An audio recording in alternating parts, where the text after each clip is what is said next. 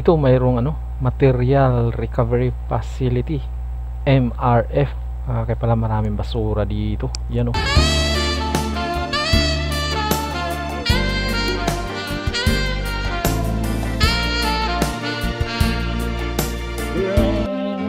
So ito yung row ng PNR, no? Kasi may poste ito sa gitna. Siguro itong poste na to pasok ito sa tatanggalin pa ito. So yan. Yan, ilang metro na lang yan. San Fernando Station na yan dyan. Ang diretso po yan doon sa kabila, no? Doon sa kabila, yan po yung yan po yung tulay dyan, no? Sa may Jose Abad Santos Avenue po yan dyan, bahagi na yan. Diretsohin mo lang yan. Diretso na po ito na ito sa may right of way ng PNR. Baybayin natin kung anong makikita natin dito.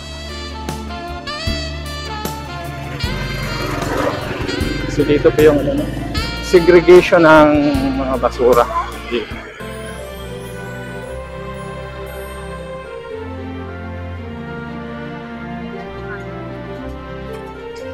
Dito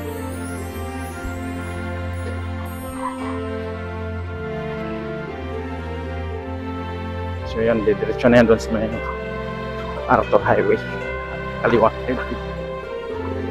So ito po yung right of way ng PNR. Ayan, makikita natin diretso na natin at parating na tayo ng yan o. So ito po yung dinaanan natin, yung road in ECR road.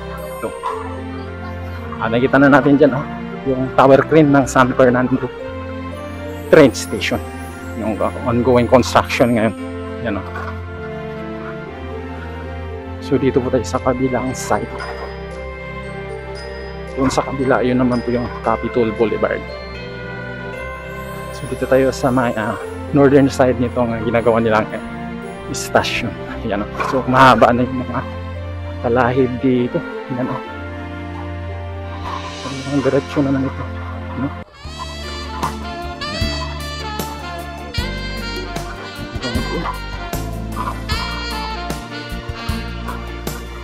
So matalahib na itong bahagi nito, no? Yan. Yan. Pero wala na itong mga heavy obstruction dito. Talahib na lang yung nandito. Yan o. Yan. Mga bata. Nandito tayo. Dito yan, no? So yan, nakita natin yan po yung bakod na construction, hindi na bakodan nila. Yan, yan yung pinakabakod nila.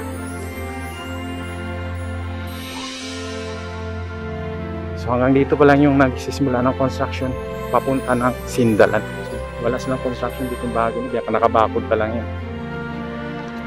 Nakita natin yung ongoing construction dyan, no?